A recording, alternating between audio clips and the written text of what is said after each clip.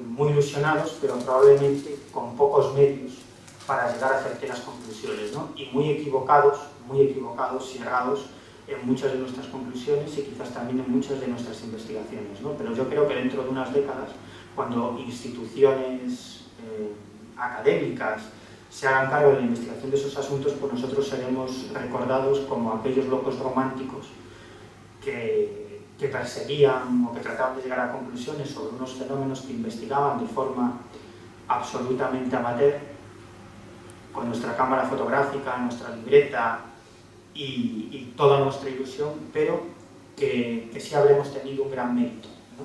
Y yo creo que nuestro único gran mérito es haber mostrado de cara a la opinión pública y en los medios de comunicación que estos fenómenos existen, que están ocurriendo, ¿no? Y yo creo que en un futuro, gracias a personas como nosotros, muchísimas personas que hay en España haciendo este tipo de investigaciones, este tipo de trabajos, determinadas instituciones, organizaciones con más medios se harán cargo de la investigación de estos casos dentro de algunas décadas, ¿no? Y bueno, podría contar, podría deciros muchas más cosas, pero a mí lo que me gustaría es que si queréis hacer algún comentario, alguna pregunta, alguna crítica, este es el momento o contar alguna experiencia, pues me interesaría muchísimo. O sea, que si alguien tiene algo que comentar, adelante, sí. Sí, a mí me llamó la atención la palabra esperanza, que usted mismo al principio, pero primero me dijo que soy una ignorante de estos temas. Todos somos ignorantes. Pero me llama la atención que hable de la palabra esperanza cuando luego anécdota que contó son tan desagradables como lo de los animales y como lo de la persona que se sintió violada y atacada. No me coincide la palabra esperanza con eso y me gustaría que me lo aclararas esa palabra. Soy periodista. Entonces, por deformación profesional, tiendo a centrarme en aquellas cuestiones quizás más impactantes y que merecen un titular más grandilocuente, ¿no? Quizás es cierto que me he centrado en algunos casos, no todos, pero algunos de los que he contado, dice usted que esperanza poca, ¿no? Es que son negativos todavía, son desagradables. Bueno, son solo, porque dentro de estos fenómenos hay casos de todo tipo, agradables y desagradables, aunque en general, como he dicho, abundan aquellos, entre comillas, agradables, ¿no? Que generan esperanza, ¿no? Por ejemplo, dedico un capítulo a una cuestión que es experiencias cercanas a la muerte, investigaciones en España, ¿no? Hay infinidad de médicos, de científicos en España que estudian las experiencias cercanas a la muerte, ¿no? Y las estudian muchos de ellos a raíz de haber protagonizado ellos mismos experiencias de este tipo, ¿no? Eran personas absolutamente materialistas, con una visión materialista de la vida, y que en un momento determinado, a raíz de este tipo de experiencias, comienzan a recopilar testimonios y a llegar a conclusiones, ¿no? Y lo cierto es que en España hay estudios bastante interesantes sobre esta cuestión, pero en el extranjero, en otros países, hay investigaciones científicas de primer nivel que demuestran que estas experiencias cercanas a la muerte apuntan, sin ningún lugar a dudas, a que la conciencia continúa viviendo o sobreviviendo después de la muerte física, ¿no? Después de que esta carcasa física acaba desapareciendo, ¿no? Ese es uno de los capítulos, ¿no? Dedico otros capítulos al tema del arte del más allá, pintura, poesía, música y literatura mediúnicas, ¿no? Que yo creo que también es una cuestión muy esperanzadora, ¿no? El caso de los radiestesistas al servicio de la policía y la arqueología, ¿no? Como un tema tan aparentemente heterodoxo, tan extraño, ¿no? Y resulta que ha servido para encontrar a personas secuestradas por grupos terroristas, encontrar a personas desaparecidas, e incluso ha servido como método para encontrar restos arqueológicos, ¿no? Y en esta sala está uno de los protagonistas de esta historia. Una pregunta, ¿y por qué entonces relacionas las experiencias negativas de esas mujeres que se sintieron abusadas, Sí. ¿por qué las relacionas con un fenómeno de este tipo? ¿Y por qué lo incluyes en tu libro? O sea, ¿qué te hace a ti enfocar esas experiencias de ese grupo de personas que fueron tan coincidentes todas en la descripción del personaje? ¿Por qué la metes en el libro y la relacionas con algo que tenga que ver con este tipo de enfoque que le estás dando a tu libro? Porque quizás esa también sea, ese tipo de experiencias, que no tenemos que ocultarlas, quizás también sean una evidencia, no sé si decir prueba, ¿no? Pero al menos una evidencia de la existencia de ese más allá, ¿no? O de que podamos seguir sobreviviendo después de la muerte física, ¿no? En el campo de la mediunidad, yo conozco a bastantes medios, hay experiencias muy positivas, pero también experiencias muy negativas, ¿no? Algunos de ellos han tenido experiencias o trabajan con entidades que no son demasiado benéficas, ¿no? De hecho, en el libro dedico un capítulo precisamente al trabajo que realiza un grupo espiritista en Madrid, que se llama Centro de Estudios y Divulgación Espírita, y ellos se denominan a sí mismos como una especie de Cruz Roja del más allá, ¿no? Ellos se dedican, esa es su creencia, ¿no? Y son gente que lo hacen de forma absolutamente altruista, no hacen ningún tipo de proselitismo, y ellos se dedican, es lo que dicen, a llevar hacia la luz a entidades que han fallecido, a espíritus que han fallecido y que no saben que han fallecido, ¿no? Incluso algunos de ellos con muchos problemas en esta vida que se quedan apegados a determinadas personas y que llegan a molestarlas e incluso a agredirlas, ¿no?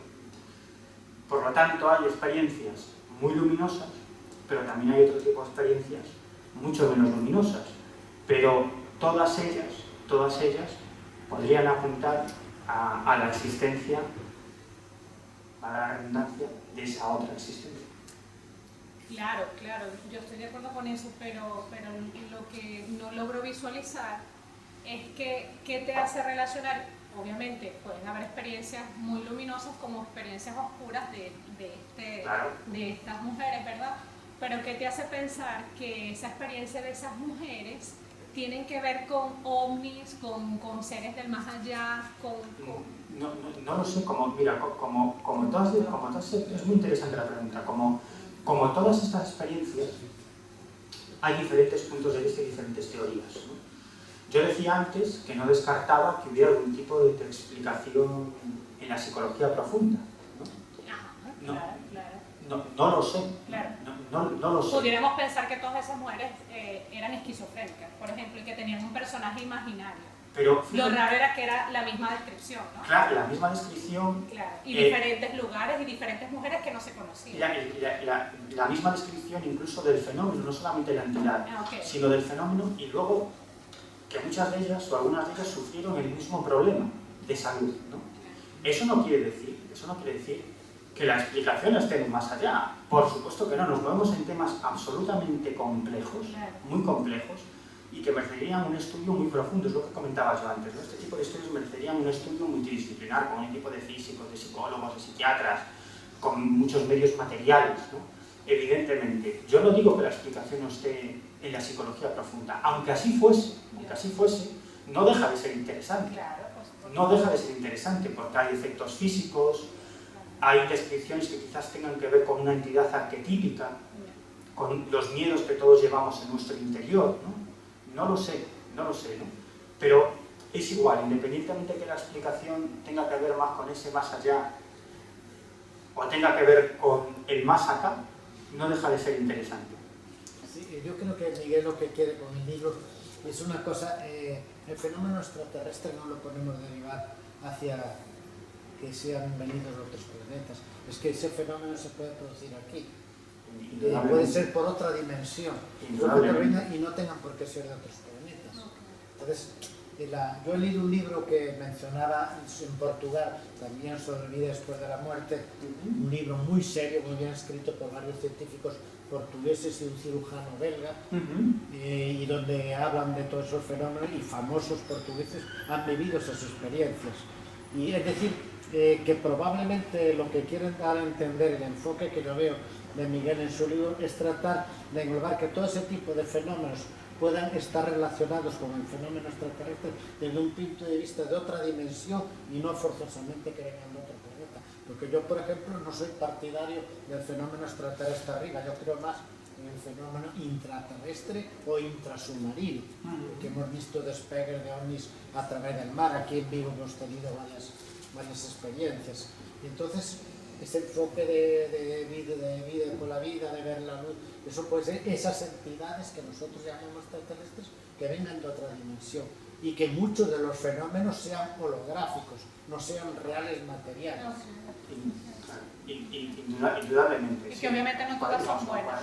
Indudablemente, mira, fíjate, yo también soy de esa opinión. De hecho, le dediqué un libro entero a ahondar sobre esta cuestión, ¿no?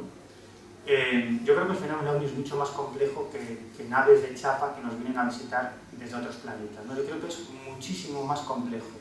Y es quizás la interacción entre algún tipo de inteligencia, ¿por qué no?, proveniente de otras dimensiones y nosotros mismos, ¿no? Es una interacción muy compleja.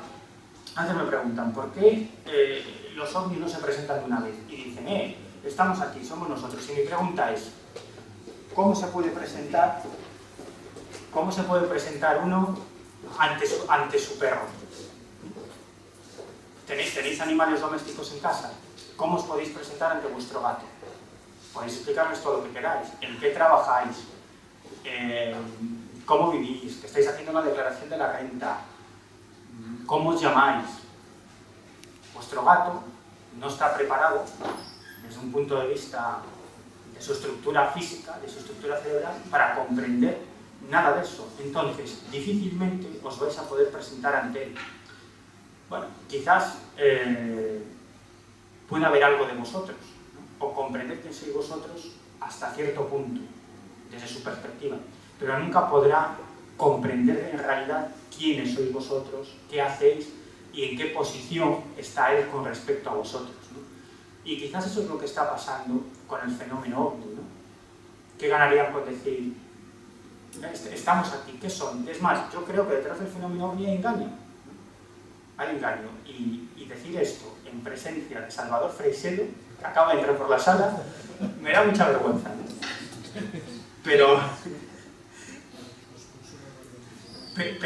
es verdad, es manipulación. Es decir, yo creo que el fenómeno ovni se presenta de una u otra manera dependiendo de la época en la que haga acto de presencia o ante quién haga acto de presencia, porque poco importa si son dioses, si se presentan como dioses, ángeles, brujas, seres extraterrestres o entidades de otras dimensiones. Poco importa. En el fondo probablemente no sean nada de eso. Es una forma de presentarse ante nosotros. Vaya usted a saber por qué. Yo siempre digo que el fenómeno ovni no tiene nada que ver con lejanas estrellas, sino tiene que ver con nosotros mismos, con nuestra propia conciencia. Si están aquí son por nosotros. Los encuentros no son casuales, están absolutamente preparados milimétricamente para que esas personas en ese determinado momento se conviertan en testigos de ese fenómeno. Esa es la gran pregunta. ¿Para qué? Pero ¿qué puede saber tu gato? ¿Para qué lo llevas al veterinario? ¿Qué puede saber? ¿Para qué? Es decir, nosotros que estamos acostumbrados a pensar como mucho a unos días vista, estamos en un mundo en el que incluso los gobiernos, esas grandes instituciones tan poderosas, piensan a 2-3 años vista. Donde el gobierno de China, que es un gobierno único, o sea, una dictadura, y piensa a algo más vista, lleva a cabo sus estrategias a 20, 30, 40, incluso 50 años, ¿no? Y ya es mucho comparado con nuestros gobiernos occidentales que dicen, vamos a estar 4 años en el poder, pues piensan a un año vista, ¿no? O a 2, no a más, ¿no? Porque luego puede venir otro, ¿no? Y nos movemos en esta escala temporal, ¿no? Todos podemos vivir una serie de años, 70, 80, 90, 100, 100 y pico, pero luego esto se acaba, ¿no? Por lo tanto, ¿cómo podemos tener una perspectiva muy amplia? ¿Qué podemos comprender nosotros sobre unas inteligencias que se interactúan con nuestro mundo, con esta tercera dimensión, si tienen la capacidad de materializarse y desmaterializarse